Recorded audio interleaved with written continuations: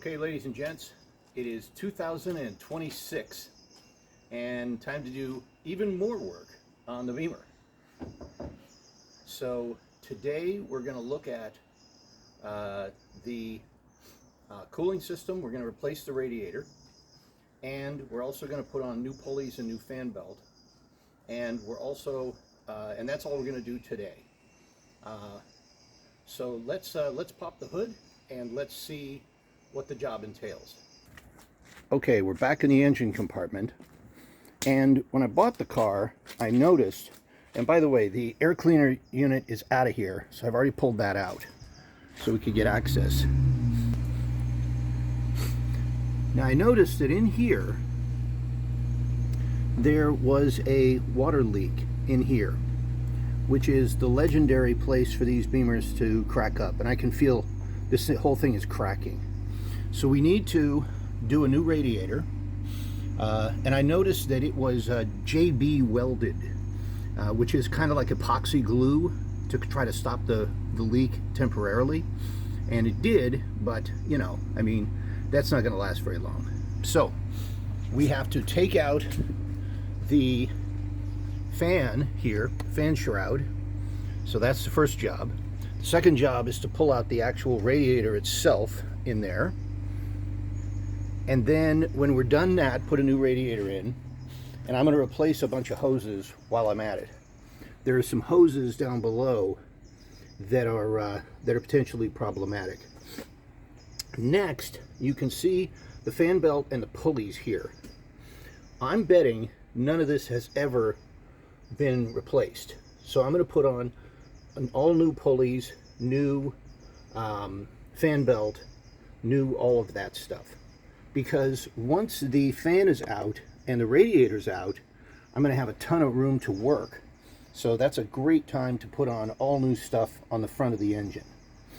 So, you know, because once you have all that working space, you can't resist tearing out all the old stuff that's probably original equipment and putting in brand new good stuff. And of course, we're going to change the fluid, the coolant, put in new coolant, which is at least 5 years old. God knows what the condition of that is. And that's pretty much the job for today. Now the good news is I've already removed the air box, so that's out, and I've already removed a screw down here that holds in the fan, and I've already unplugged the power for the fan, and that's actually over here, so that's already done. And there's really only a couple of screws down below that I might show you that hold in the fan, and then we go after the radiator and so forth. Okay, through the magic of video, the fan is out. So now you see how much more space we have. And you see how easy it's going to be to get to all the pulleys and the fan belt and all that assembly. So that's good. And then down here is an O2 sensor that is only on California cars, and is the reason I had to buy an OEM radiator. There are no aftermarkets with this ozone sensor installed.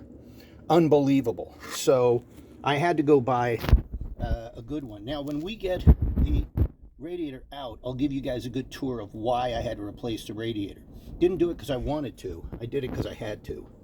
Anyway, so you can see we got at least we got the fan out. Next stop, let's get the radiator out. And for you guys, that'll be 1 second. Here it is. Okay, kids. So the big radiator hose is disconnected. This little guy is disconnected. This big guy is disconnected. And there's one down here that is also disconnected. So if I don't miss my bet, I guess I got to do this electrical connector here that goes to the ozone sensor. But hey, getting there, getting there.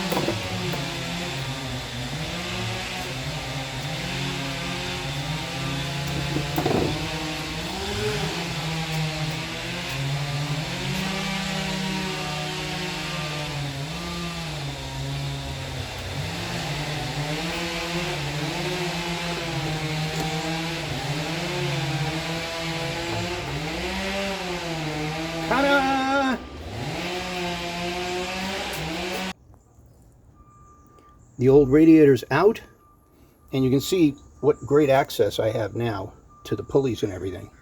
So obviously that's next job. And here is the old radiator. Oh my God. Oh my God. Could be original equipment. I don't know.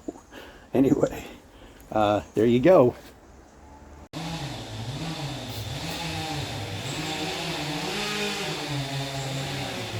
Okay, we're lowering it down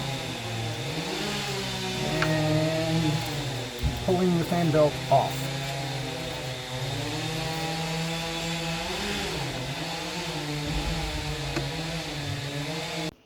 And hey presto, new fan belt. This pulley was replaced. This guy was replaced with the tensioner unit and new fan belt. So we are all topped up on that.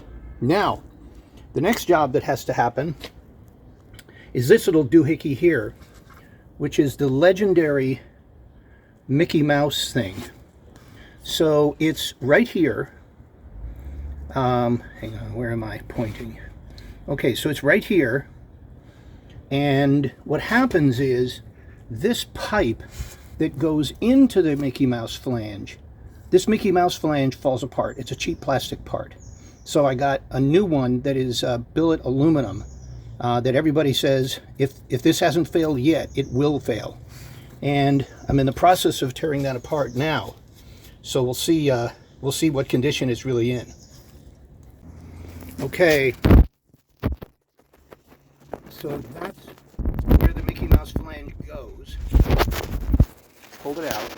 And as you can see, when I pulled it apart, it came apart in pieces. It is a piece of crap plastic. It looks good, but it's not. This is the new billet aluminum one that I got. So there you go.